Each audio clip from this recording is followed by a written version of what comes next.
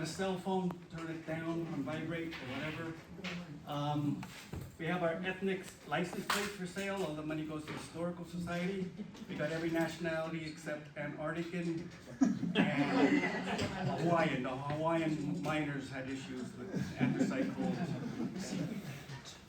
Also, if you haven't signed in, please sign in. Give us an email. We'll get a future series, guest speakers going out to you. Refreshments, even after the talk, please take a coffee with you, some food, whatever is left over there.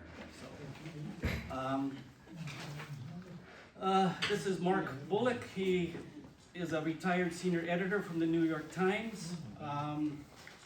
He has deep roots here in Schuylkill County, Forestville especially. He's going to talk tonight about the Molly Maguires, how they got their start in and around Minersville, but it was more a political form of mummery that helped pave the way for the labor troubles. He is the author of the book of the Sons of the Molly Maguires, the Irish Roots of the American First Labor War, and he will discuss the odd connection between the mummers and the Mollys and why the Mollys got started in the Minersville area. He has a few copies of his book left, and if you say pretty please and the Mollys were right, he will sign it for you.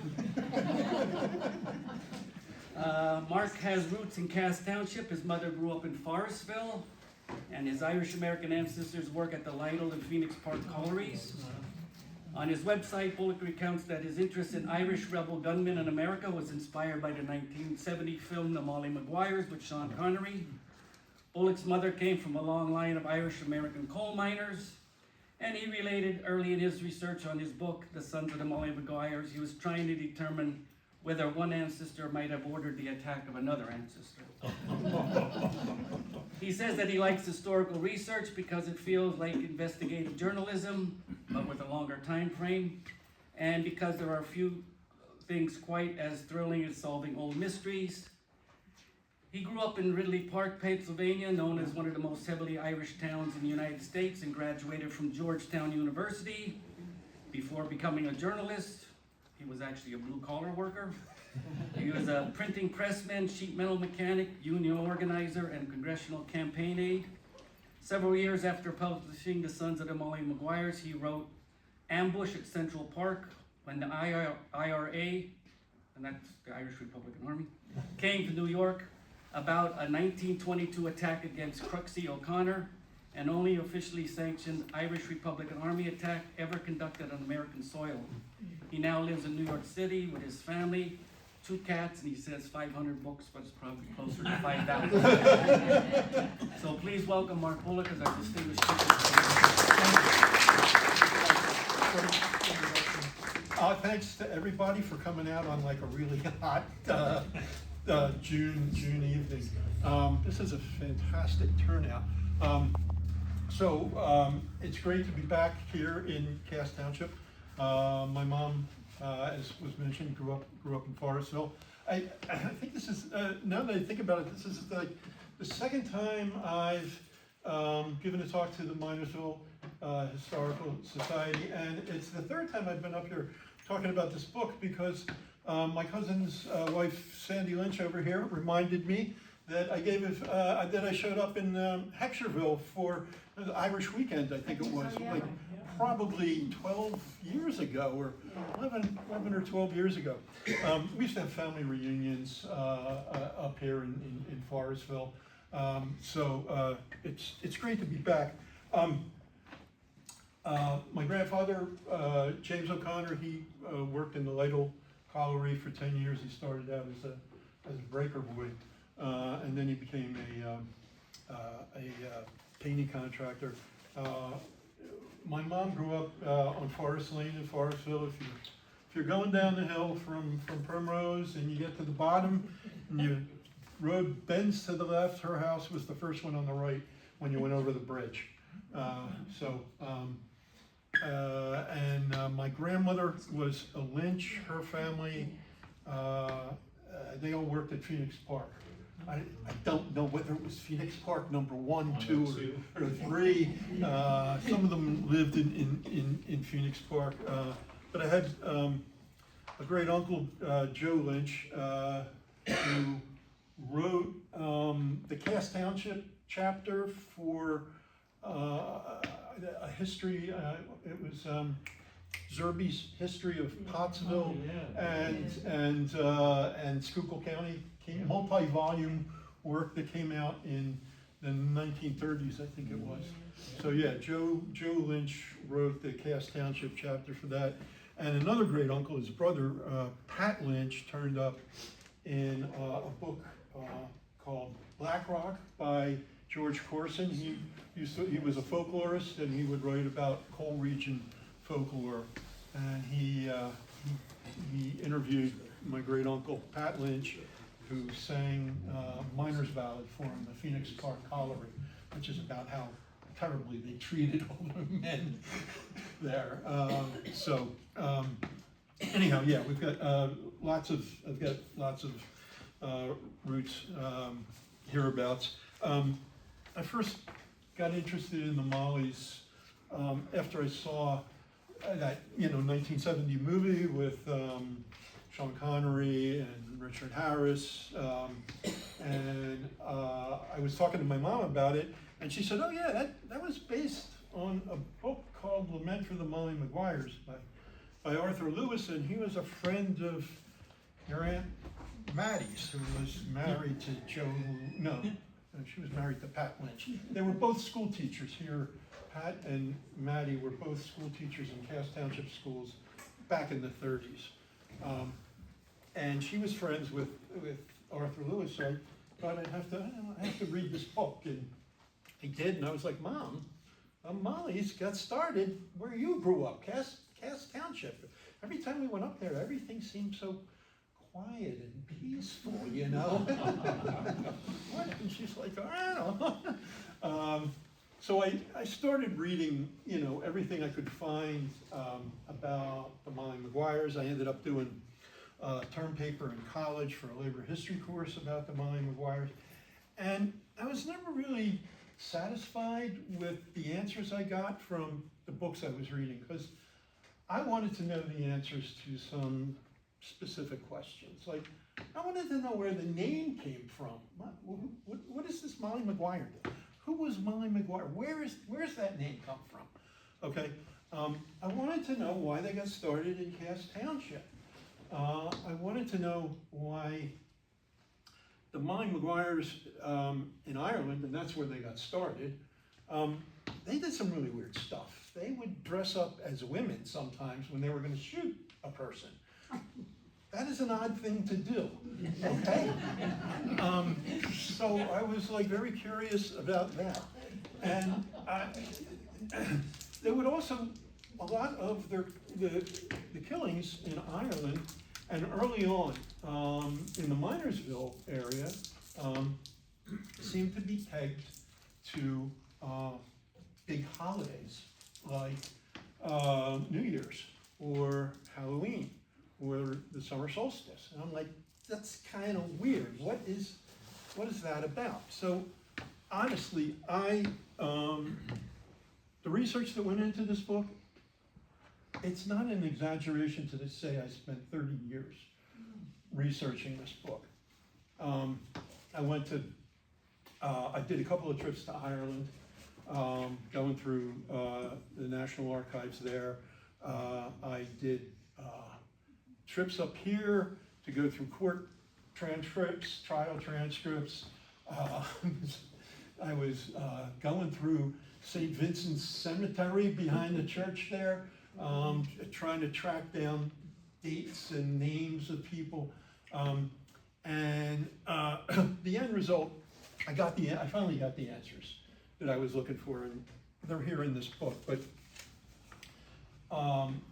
basically, tonight's talk is about, it's titled Minersville, Mummers, and the Origins of the Molly Maguires. So I know what lots of folks are thinking, like, Mummers, Molly Maguires, really? What are you talking about? I mean, what connection could there possibly be? In Pennsylvania, we think we know what the Mummers are, right? There are those crazy guys who get dressed up in those feathered outfits and strut up Broad Street every New Year's Day playing banjos, right? And we know what the Molly Maguires were, right? They were these Irish-American 19th century mine workers who fought a long battle with the coal companies that started right around here. So what could one possibly have to do with the other? The answer is everything. The connection, the Mummer connection explains a lot of the mysteries about the Molly Maguires, like where the name comes from. It explains why they dressed up in these weird outfits in Ireland when they were going to kill somebody. It explains why they tended to peg those killings to holidays like New Year's and Halloween. And it also explains why the Mollies got started around here in Cass Township and the Minersville area. So let's start off with the Mummers in Ireland. I need to explain what they were about for you to really get this connection. In Ireland, the Mummers didn't march down like the main drag of Dublin or Belfast or any big city. And they didn't, play banjos, and they didn't wear all those feathered costumes. They did march, but it was in the countryside. They would go from house to house in rural Ireland. And they didn't play banjos, but they might have played like a drum or a penny whistle or something like that. They did wear odd costumes. The costumes they wore weren't those like crazy flowery, feathery things that you see on Broad Street, every New Year's Day in Philadelphia. The odd costumes they would wear would be like women's clothing or straw clothing. And what do I mean by straw clothing? Because when you get dressed up, they would look like the Scarecrow in The Wizard of Oz, with these like straw conical face masks so that you couldn't see their face. They would wear blackface, they'd get burnt cork and cover the face with that, or whiteface. And then they'd march around, and the point was not, like in Philadelphia, the point is kind of the music, they're all playing banjos. In Ireland, the point was a play. They would put on, they'd go from house to house, and they would put on a short skit. And the skit always involved a sword fight and a killing. Someone would always get killed in the Mummers play in Ireland. They'd get killed with a sword, and they would fall down dead. And then somebody would say, there'd be another character called the doctor, and somebody would call the doctor, and the doctor would come in, and he would, chant all this stuff over the dead man, and he'd say, "Get up, dead man, and fight again." And then the dead man would rise from the floor, and everybody would kind of shake hands, and then a female character, which was actually a man dressed as a woman, would go around to collect money from the audience to, pay the doctor his, fee for resurrecting this guy. And what they did with the money that they collected was they would throw a party for the community.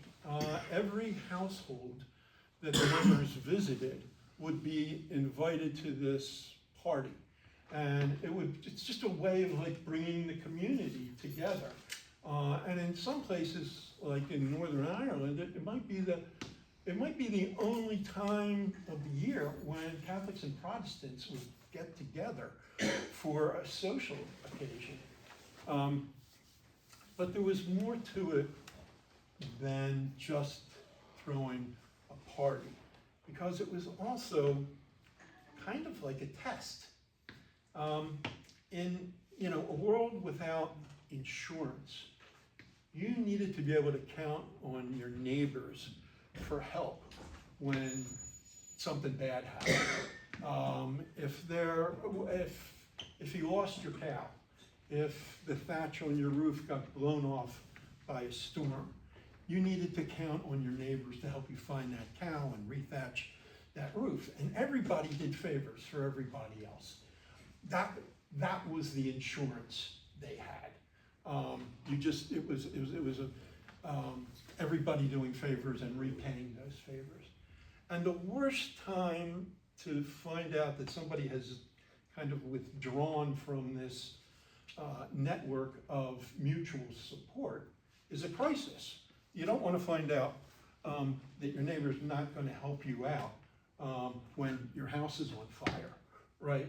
So they would have these groups like the mummers go around to all the houses in a community like 4 or 5 times a year at these certain holidays like New Year's and St. Bridget's Day, which was February 1st and was kind of like the start of the spring season for Irish farmers. Easter, the summer solstice, and Halloween. So sometimes they were called mummers, sometimes they were called wren boys, sometimes they were called straw boys, but these groups all did kind of the same thing. They would all go from house to house, they'd put on a performance, and they would get something, in return. And so it's more than, mummery was more than just having silly fun. It's kind of like cementing the social contract with your neighbors.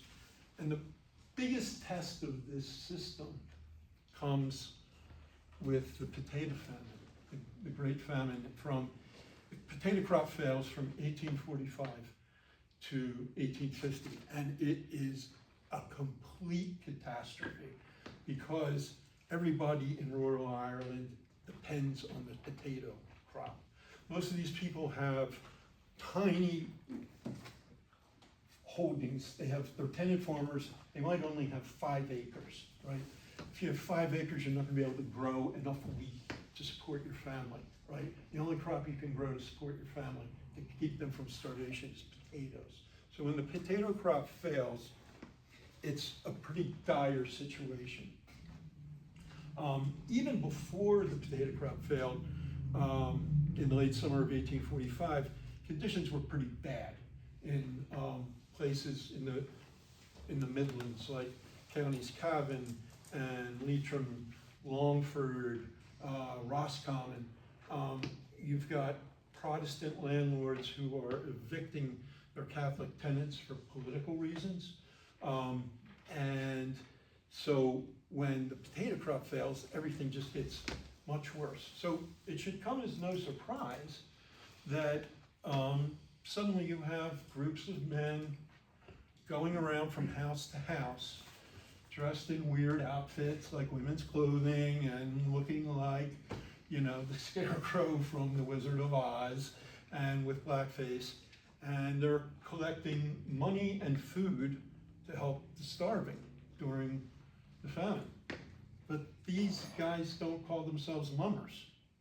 They're dressing like mummers and they're acting like mummers, but they call themselves Molly Maguires.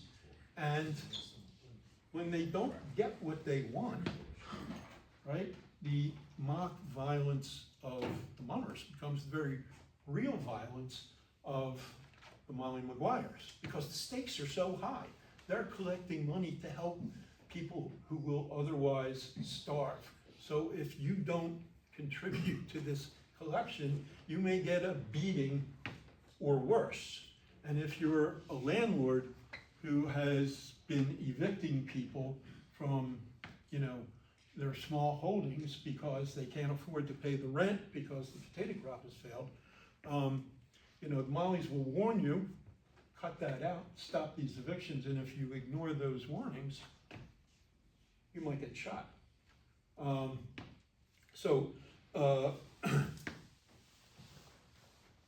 The Mollies are essentially like the flip sides of the mummers. They're like the evil twins of the mummers. I don't know if evil might be a little judgmental, but they're like just the flip side of the mummers. They're the mummers getting serious. In the timing of their killings, in the death threats they post, in the way they dress, and the legends that they spread about their origins, the Mollies are sending out a very specific message in Ireland. They're saying that just like the mummers, they're acting on behalf of the community. So, like I said, the killings tend to take place around the major holidays that the mummers celebrated. The three most celebrated or infamous murders by the Molly Maguires in Ireland took place within a day or two of St. Bridget's Day, February 1st, huge holiday in rural Ireland, the summer solstice, and Halloween. So they're timing these things to send a message, and the message they're sending is that these people are getting killed on behalf of the community. It's not some private grudge, right? The Mollies are saying that they're defending the community.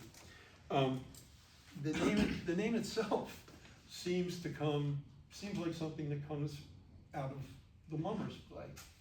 The female character in the mummers play tended to have two names. The first and last name tended to begin with M's.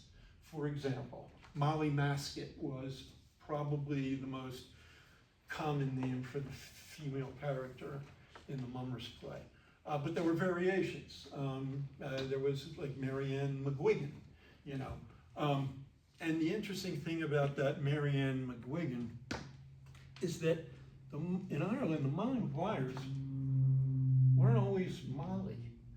From the very beginning, in the death threats they would send, they would sometimes sign those death threats instead of Molly Maguire, Marianne Maguire, right? So they're just trying to underline the connection with the mummers, because you've got this mummers character called Marianne McGuigan. You know, Irish peasants knew what was going on when, you know, they understood the connection between Marianne McGuigan and Marianne McGuigan, the mummer character, and Marianne Maguire, who's signing death threats. So that's where the name Molly Maguire comes from. There's all these legends that, like, Molly Maguire was this old widow who was thrown off her farm, and her sons, like, shot the landlord who did it, but no one has ever found that Molly Maguire, you know. It seems pretty clear that and the reason nobody's ever found her is because she's a fictional character from, you know, the mummers play. And the Mollies, that's what happens if you combine the Mollies and the mummers, you get the mummies. So the Mollies stress this connection with the stories about where their movement got started. The Irish Mollies would claim that the movement was founded in a little village called Ballinamore. And I've actually been there and went to Mass there, and the President of Ireland happened to show up that day for Mass. And the reason she was there was, I was there in 1998, and it just happened to be, I didn't plan it this way, it happened to be the 200th anniversary of the Battle of Ballinamore. Battle of Ballinamore was the last battle in the great failed uprising of 1798, when the Irish rose up against Great Britain and ended up getting crushed. The last battle of that rebellion happened in Ballinamore. So when the Mollies were claiming that they were born in the place where the last big rebellion died, right? They were saying that they were the rebels of 1798, risen from the grave. to fight once more, kind of like that character in the Mummers play, and get up, dead man, and fight again. The famine necessitated like a gigantic degree of emigration from the Molly Maguire heartland in South Ulster and the Ulster borderlands. And the closest ports for those folks to come to America would have been in Northern Ireland, you know, in Ulster. They would have been Belfast, Newry, and Derry. And there were long-standing shipping connections between those ports and Philadelphia. There was essentially a shipping pipeline from the north of Ireland to Philadelphia. It was created by the Scots-Irish 100 years before. They started emigrating in around 1717. They were invited over to help fight the Indians because they had so much experience fighting the Irish Catholics in Ireland. It's absolutely true. Logan, who was Penn's colonial secretary, was he was a Quaker, but he was from Northern Ireland, and he saw that he was having some Indian trouble on the western frontier, which meant like, I don't know, like York County back then. And he was like, I've got a colony full of Quakers. They're not going to be much help. Who can I get to like help fight the Indians? And like the light bulb went off. He was like, I'll bring in these Presbyterians from the north of Ireland who have a lot of experience in dealing with restless natives. So anyhow, I'm getting a little sidetracked there, but these folks land in Philadelphia in the latter half of the 1840s. The coal industry up here is booming. There's a huge demand for unskilled labor, mine laborers. So a lot of these folks make their way up here to the coal fields. And what's interesting about that is that like Schuylkill County, parts of Carbon County, one of the few, if not probably the only area of the United States where the Irish settled in such absolutely concentrated numbers that the whole folk culture of rural Ireland ends up being transplanted into the hills of eastern Pennsylvania. You had people chasing fairies, okay? You had people hearing banshees, okay, in Pennsylvania. You know, you had mummers, and you had, you know, the associated pattern of rural Irish violence that went along with the mummers, which was, you know, the Molly Maguires. This first pops up in 1848 when there's a Welsh immigrant who is acquitted of killing an Irishman. He ends up getting murdered near St. Clair. The murder happens on December 30th, a day before New Year's, right? The killer has a face as white as a mine, or a mummer. So it's clear that this pattern from Ireland has been, you know, transplanted to the United States.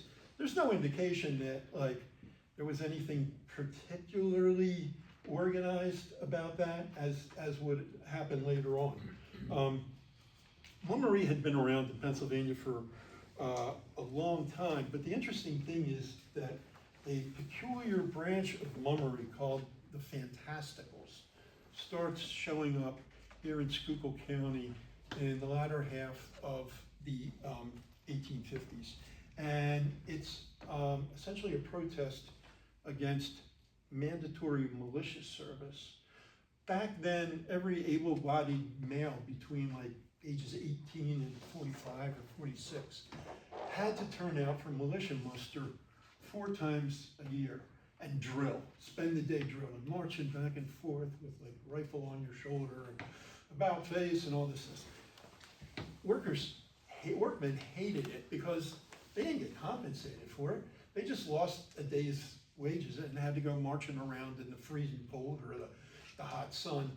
And they started to protest about it. They started to protest against it by mocking it.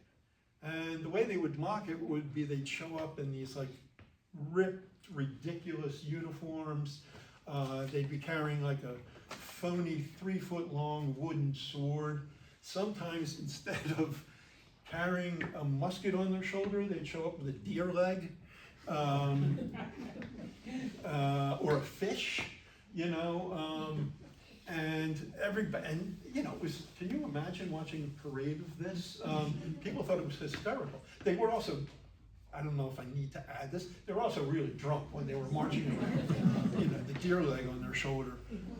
So it really made a mockery of the militia muster, and then it started migrating into mummers parades for like New Year's and Halloween and that sort of thing.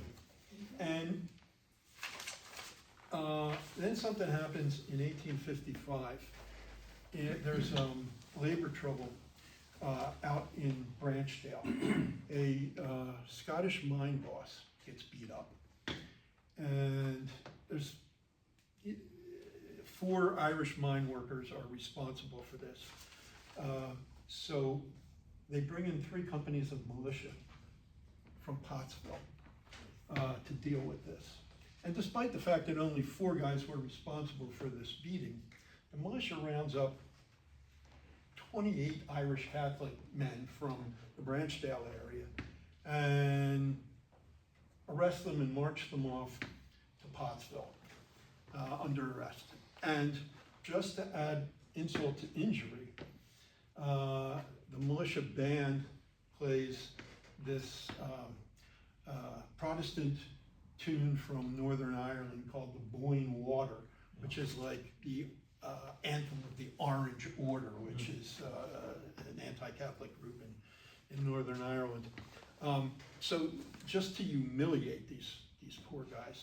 Now, it just so happens that the year that the militia, you know, is humiliating these guys with the music is the first time that these fantasticals show up marching in Pottsville. And they look ridiculous. They show up on December, hold on, where have I got it here? It was Christmas Day. Yeah, so the captain's got one of these giant wooden swords. The men he's with are in, quote, in every imaginable burlesque costume. The band's drunk, they play that way, and they've got a banner that says, "Oh, get out." The whole performance is mocking the Pottsville militia. It's mocking the mine owners' call for troops.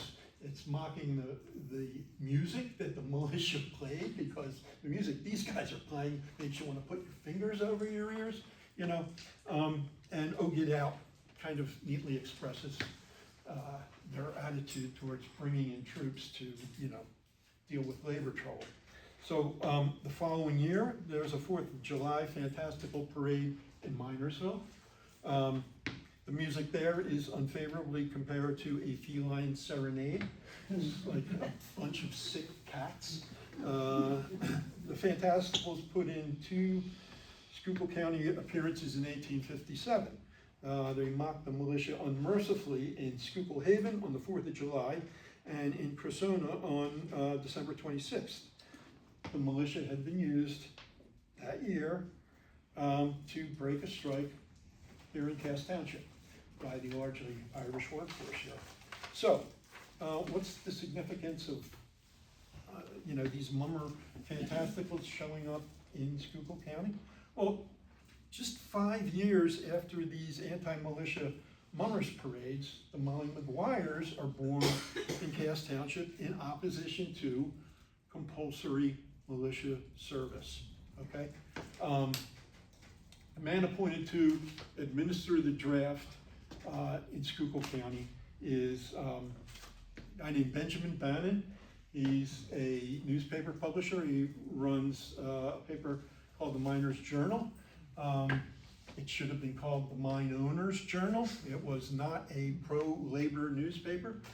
Bannon was the son of a Protestant from Northern Ireland. He hated Irish Catholics. He hated Democrats. And he really hated labor organizations. And boy, did he hate Cass Township. Because Cass Township had tons of Irish Catholics. It had tons of Democrats. And it had a labor organization. Okay? So Bannon is determined to do a couple of things. He figures he can kill a few birds with one stone. He's going to get rid of all these labor troublemakers, and he's going to get rid of all these Democrats before a crucial congressional election by drafting them all. He sets an unfairly high draft quota for Cass Township and some of the other townships around Minersville that are heavily Irish Catholic. And he admits this in letters, to the governor. And then he says in a letter to the governor, we got to get this draft completed before the election to get these guys out of here, because during the Civil War, soldiers couldn't vote unless they were home. If they were in the field, they couldn't vote. So if Bannon could ship these guys off into the army by drafting them all, right, he's going to win the election. He's not going to, his party, he was a radical Republican, and his party's going to win the election. So the simple fact of the matter is that Cass Township had fulfilled its draft quota with volunteers. There were a number of militia units in Minersville, for example, that people in Cass Township belonged to, but Cass Township wasn't given any credit for that. Credit for that went to Minersville, because Minersville is where the unit was based. So the Irish mine workers in Cass Township are not going to put up with this political manipulation of the draft by a guy who hates them just because they're Irish and Catholic and Democrats, and they want to have a union.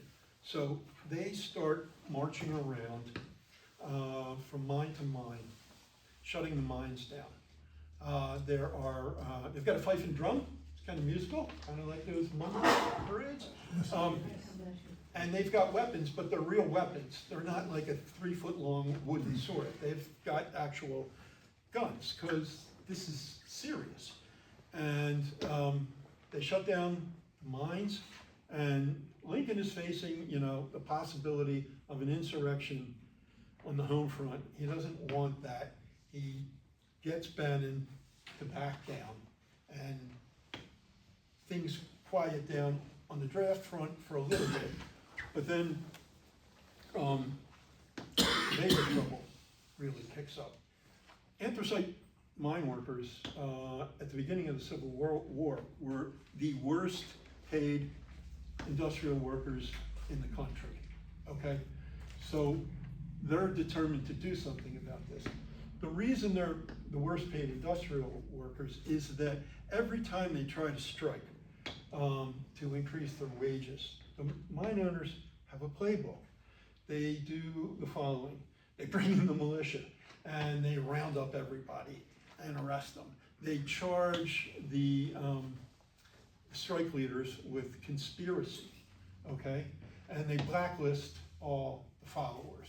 So this playlist works just fine when you have a huge pool of workers to replace everybody that you've blacklisted and imprisoned and whatever. But the Civil War means there's a labor shortage, right? They can't, the mine owners can't just go with their usual playlist of blacklisting and throwing people in jail and trying everybody on conspiracy charges because there's a labor shortage, because so many men have joined the army. So they have to actually come up with another way to deal with this labor trouble. Of course, they bring in,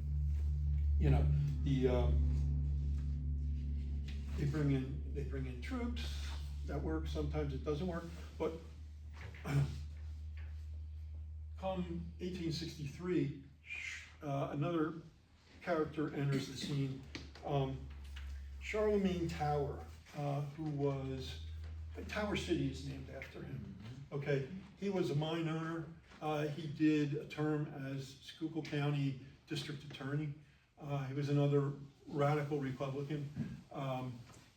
When he was District Attorney, he prosecuted mine workers for going on strike.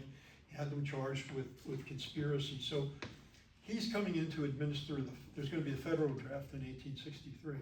Bannon's out of the picture. Charlemagne Tower is going to take over. And he's made it very clear that he's not going to put up with any trouble in Cass Township. So people in Cass Township know there's a new crackdown coming, and they start to enforce community solidarity. What's that mean?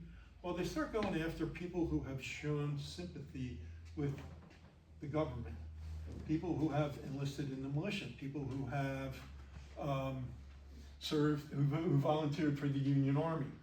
On January 2nd, 1863, the day after New Year's, a group of men show up at the home of a guy named James Bergen in Coalcastle, right up the road here. Bergen he was wounded at the Second Battle of Bull Run.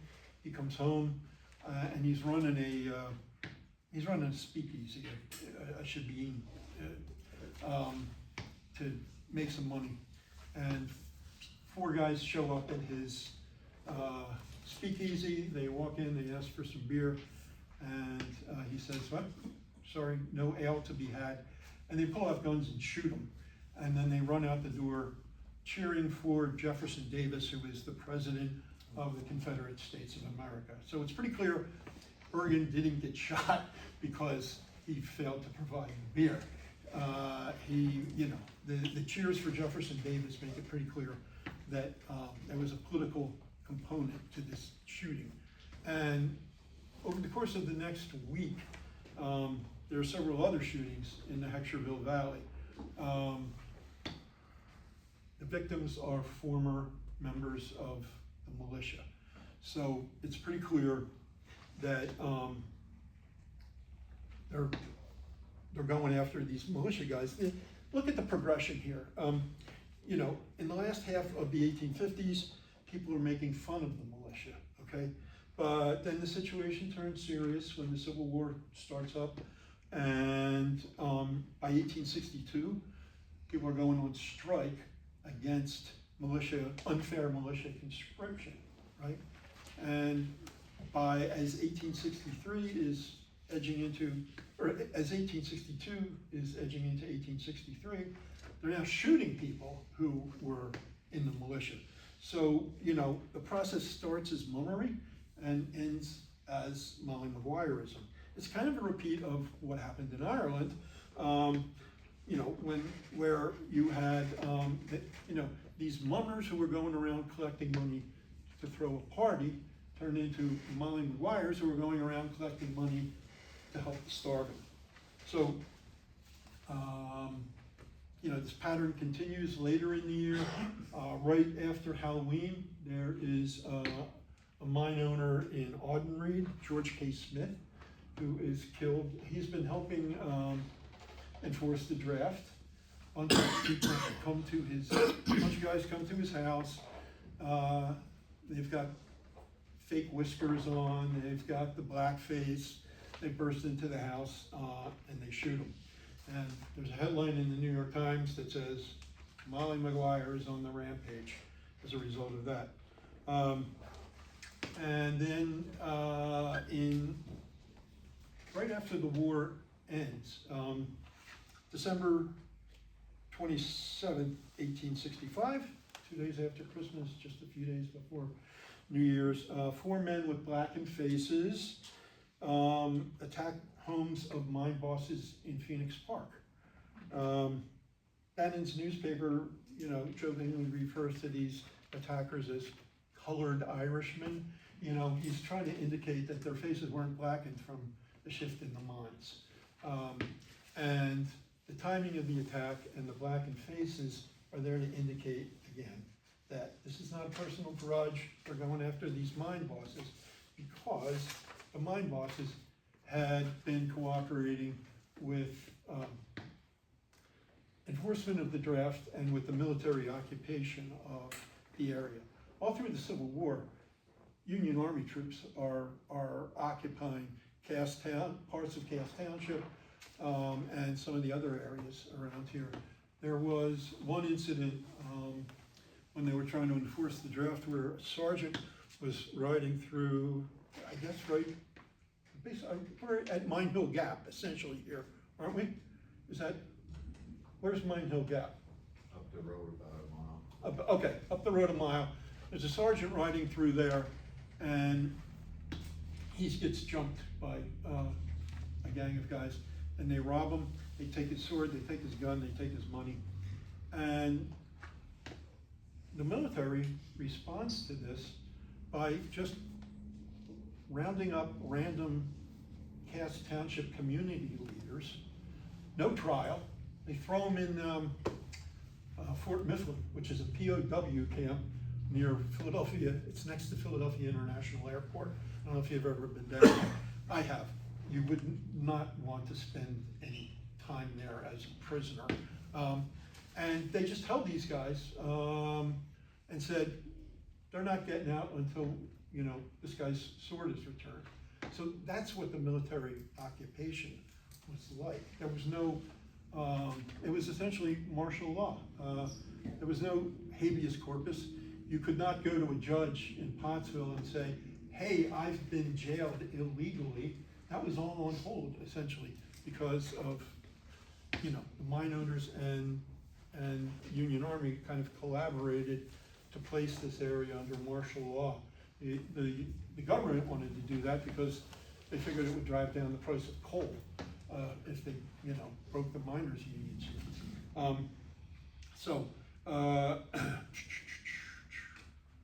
Speaking of the miners' union, there was this clandestine union in this area. It had two names. When it was doing things above board, it called itself the Union Benevolent Association. It used selective strikes to keep down the supply of coal, which kept up the price of coal, which kept up their wages. It had a strike fund, so in that way it operated in many ways like a normal union. But when things didn't go its way, it would threaten violence anonymously with coffin notices, death threats. They would put up a death threat saying, you will either rehire this man or you'll be dead by the end of the week. And those notices would be signed Molly Maguire, okay? So, and it's pretty clear there was a connection between the Union Benevolent Association and the Molly Maguires, because when the mine bosses would tear down the death threats, the Union Benevolent Association would go on strike. So they were defending these Molly Maguire coffin notices and death threats. And there were a number of guys who would later go on to become pretty famous Molly Maguires, who were living in this area during the Civil War. Muff Lawler was living in Glen Carbon. He would later go on to be the head of Shenandoah Ancient Order of Hibernians, AOH, and he would famously or infamously turn informer on some of his colleagues. Let's see, there, Pat Hester, who went on to become the Northumberland County AOH delegate. He was living in Branch Township and was involved in, he got arrested during that labor trouble when they brought in the militia in 1855. And Barney Dolan, who was elected the head of the Schuylkill County AOH in 1867, he was the county delegate. He was living in Forestville during the Civil War, And he was perfectly willing to confront the Heckshers directly on labor issues. If somebody got fired, if he thought the person was fired unjustly, he would go marching up to the Hecksher house in Woodside and confront them and say, get this guy his job back.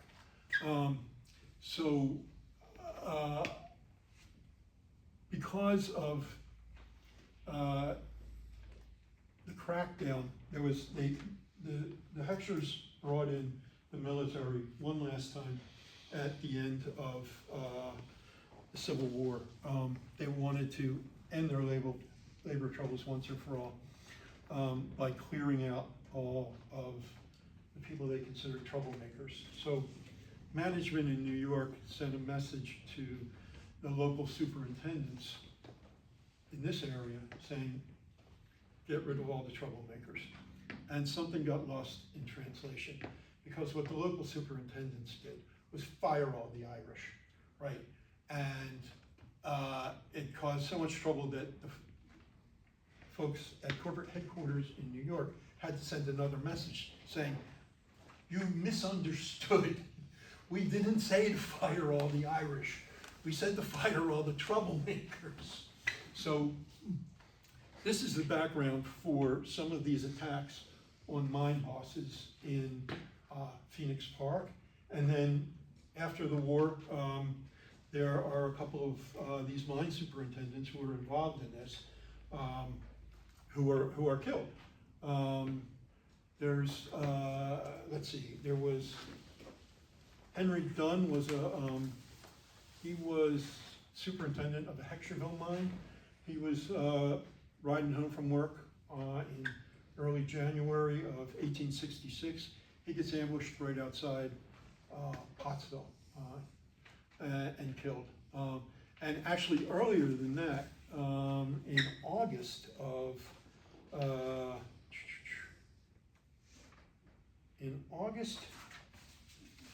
there was a guy in Riley Township who was assassinated. He was also a superintendent for, and I'm missing his name. He was a superintendent for the New York and Schuylkill, and a group of men came up and shot him as he was walking to work. So because these guys had cooperated with the blacklisting of all the Irish and the crackdown and the evictions of people through the Civil War and the Civil War draft, there was this wave of killings after the Civil War.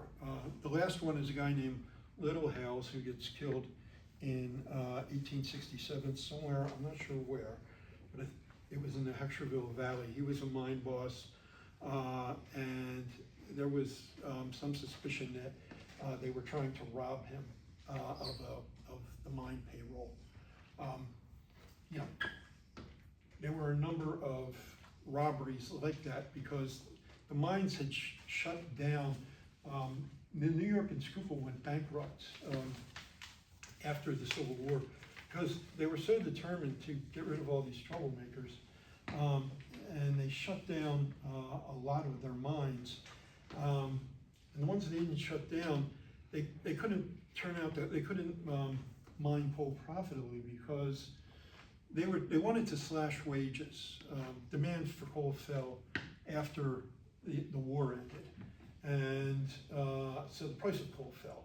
So the New York and Schuylkill wanted to slash wages because, you know, the price of coal was falling, the profits were getting much thinner, but they couldn't because of this clandestine union, the Union Benevolent Association. They couldn't slash wages to the point where they would be profitable, and the company ended up going bankrupt. So between military occupation and blacklisting and the mine shutting down, all of these folks like Muff Lawler and Barney Dolan and Pat Hester end up moving out of this area and heading, north of the mountain, or over the other place that remained a big Molly Maguire stronghold was out east towards Tamaqua.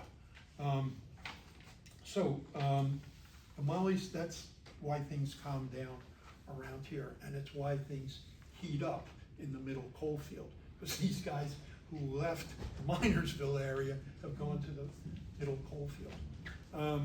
The Mummers still were around for a while.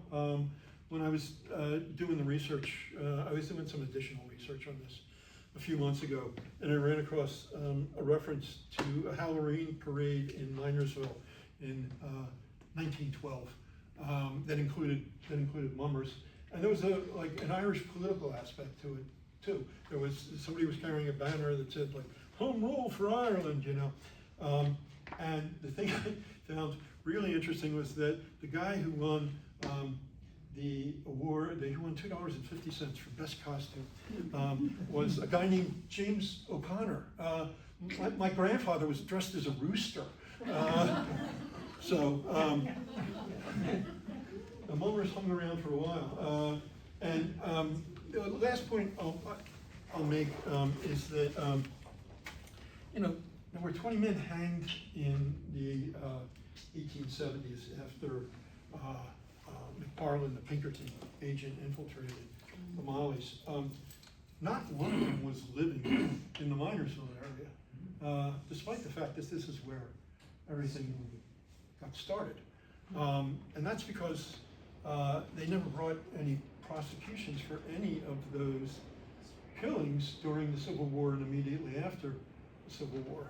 And the reason they didn't is because, unlike in the middle coal field, where you had lots of people turning informer, nobody talked around here.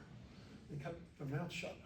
So speaking of not talking, I'm going to stop talking and throw it out to you guys for any questions.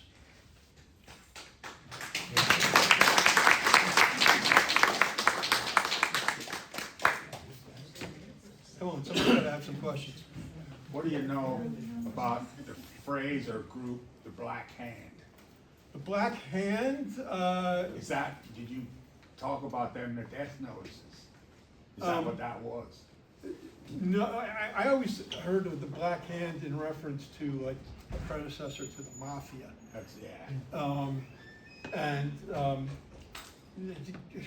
God knows there was Mafia in the coal fields. I've seen a movie called The Irishman, which was pretty much all about that. But I didn't run, I think the heavy Italian immigration to the coal fields was starting like later than, I was focusing on the origins of the Molly Maguires, both in Ireland and here in Pennsylvania. So like the period I'm really focused on is like the 1840s through, the end of the 1870s tops. I didn't focus that much on, that later period. I had an aunt from York Tunnel who was Italian. I'm not saying she had anything to do with it. She made tremendous spaghetti. She made it for me every time I came up to visit. Yeah, I'm sorry. I don't. Oh, it's coming down out there. Yeah. Where are they buried? Oh, various places. I mean, most I think are buried in like the parish churchyard. They were excommunicated. Could be buried in. Could be buried in house. I don't know.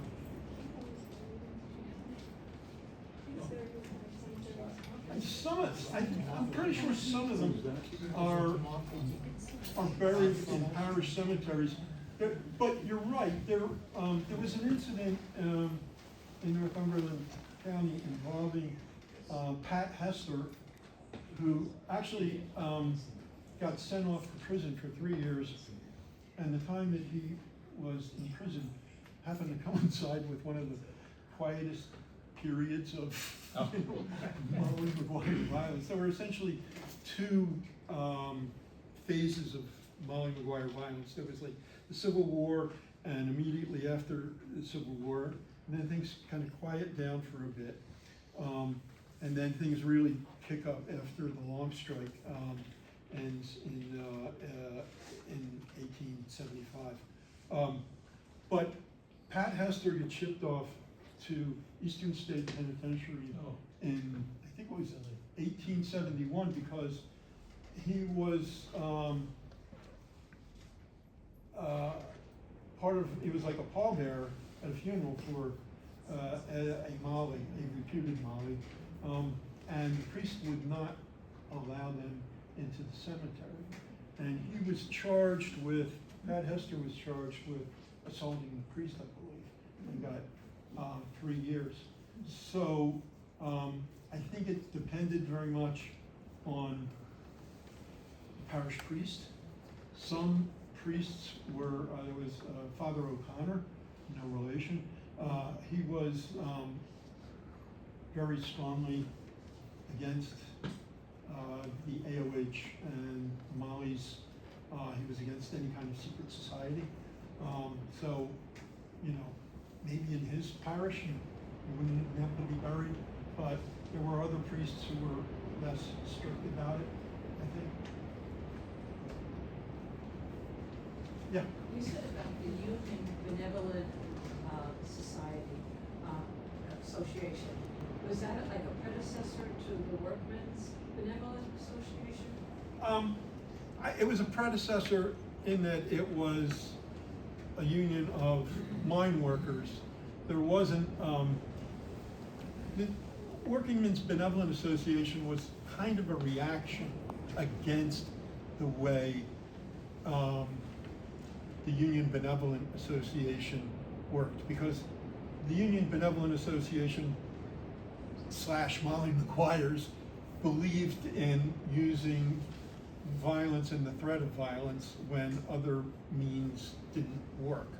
The WBA was very much into nonviolence. They didn't want to be associated with that kind of thing. There was, I think it was in 1868, there was a strike for an 8-hour day, and miners went marching all over, mine workers went marching all over the county, shutting down mines, and they would stop at like stores and bars and kind of demand contributions, which is very much kind of out of the Mummer Molly tradition, demanding contributions and not like through intimidation.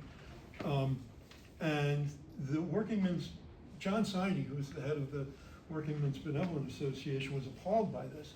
And he had someone go around and tabulate, they checked with anyone, any store owner who, you know, was intimidated this way and was forced to donate, you know, something. And he compensated them out of the union, you know, fund, because he didn't want to be associated with that. That said, during the long strike in 1870, it starts like December of 1874 and drags into June of 1875, and they finally break the Workingmen's Benevolent Association, which was being run then, by the way, by a guy named John Welsh from Forestville. He had taken over from John Siney. But they break the union, and but before the strike collapsed, I saw references to some union leaders saying, yeah, it's not bad having people being afraid of the Molly Maguires if it's going to like stop them from stabbing, you know. But the official union position was like, you know, we're not a clandestine union. We're not going to resort to anonymous threats. we're not gonna resort to that kind of violence, we're not gonna resort to like, you know, retaliatory killings. You know, so it was, the only thing they really had in common is that they were labor organizations for mine workers in Schuylkill County, but the WBA was very much a reaction to the Union Benevolent Association / Molly Maguires. Yeah. I have a question. The connotation, Molly Maguire. Within the AOH, did they actually call themselves that element? Molly Maguires, it was Molly Maguires something that Benjamin Bannon and the Miners Journal tagged them with? Good question. This has been debated back and forth. Where I come down on this is Bannon exaggerated all kinds of stuff. He was a horrible bigot. He did all kinds of terrible stuff, and he very much tried to tar the Irish community in general with the term Molly Maguire. That said, there was an organization that was going around killing mine bosses. You can't deny that. There was a clear pattern to it.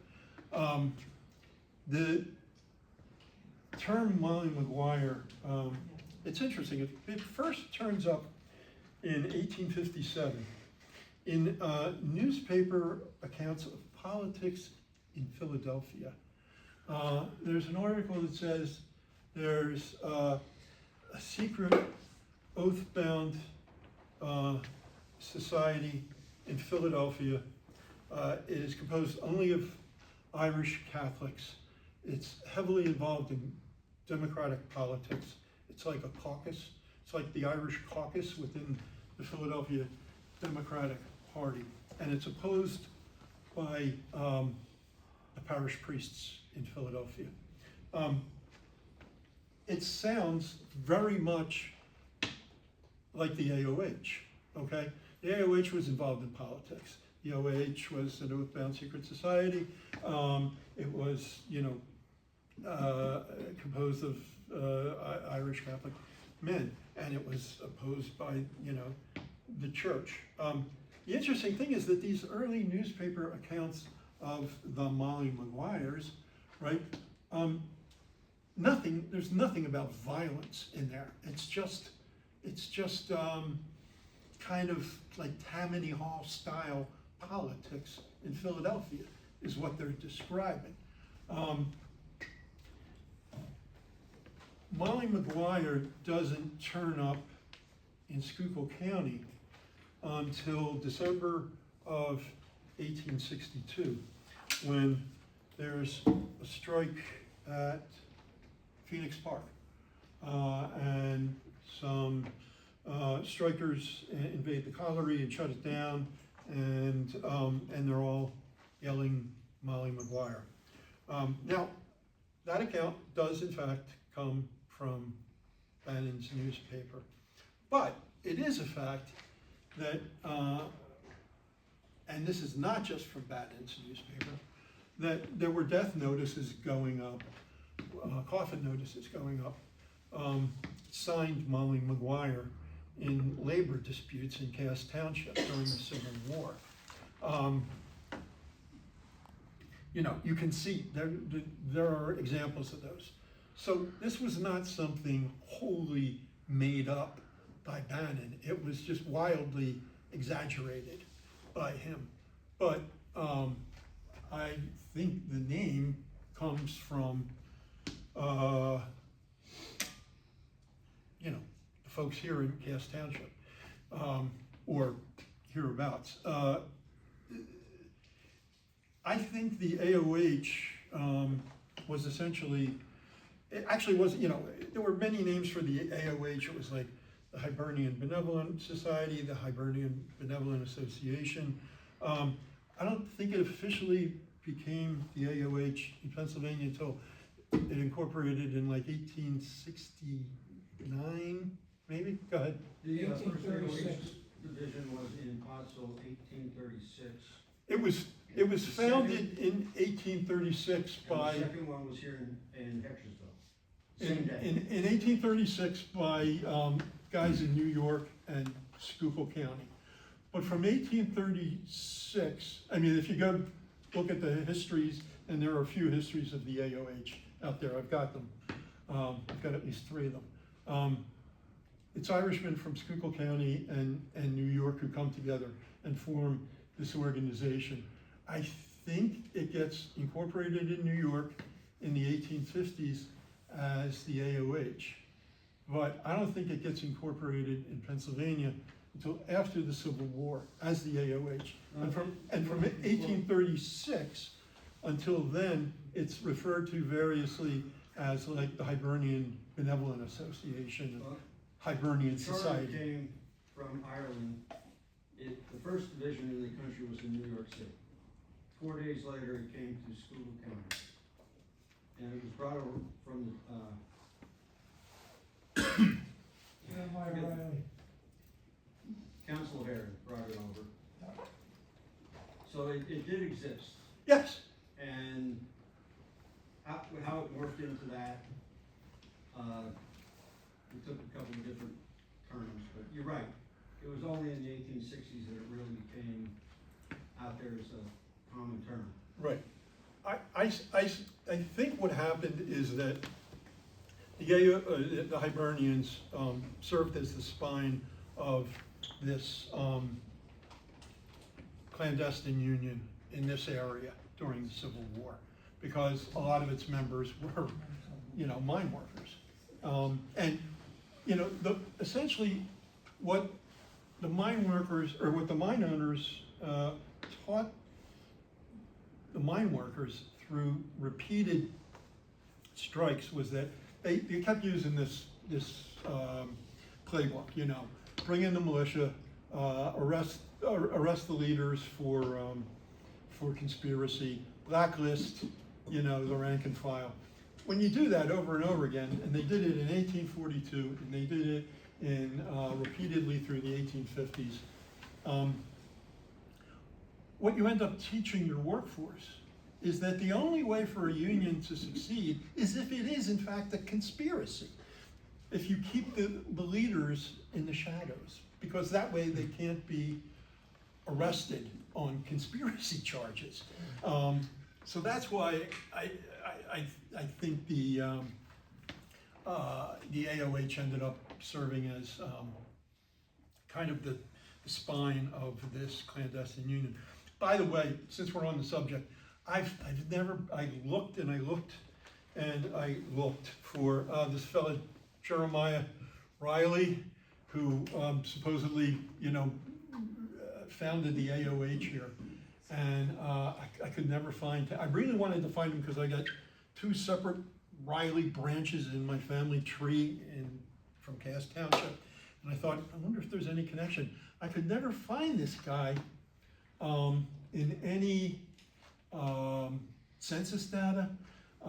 He supposedly owned a bar. I could never find him in the lists of bar owners, in Cass Township. I did find a John Kelly who sounded like he pretty much exactly fit the description of Jeremiah Riley. John Kelly had a bar in Primrose. He was politically active. That bar was associated with draft resistance in 1862 and 63. So he was kind of linked with early Molly stuff. And he was there was a story about Jeremiah Riley being involved in a fight with some patrons of another bar that was not a Catholic, not an Irish Catholic bar. And John Kelly was involved in leading a little riot like that. So I always wondered if the stories about Jeremiah Riley kind of started out with John Kelly And, you know, over the course of 100 years, the folklore, you know, the name changed a little. What else? Thank you, Mark, for, everything that you did. Thank you guys for coming. A few announcements. July 23rd, distinguished speaker will be Pat Reynolds, a Minersville native. And he was the author illustrated, if you remember, the Pennsylvania Profiles, was like a cartoon. It was usually in the Sunday Philadelphia Inquirer, Pottsville Republican. Then August 20, Scott Herring returns, the last of the anthracite photographer. He's gonna be talking about his trains and taking pictures of the trains and how they're cataloged and preserved. You can always check on minersvillehistory.org or Minersville's Facebook page for the Historical Society. But thank you very much. Let's thank Mark again.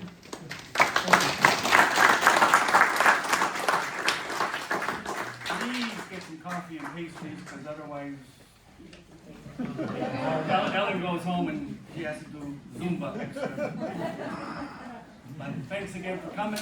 Don't forget the donation jar.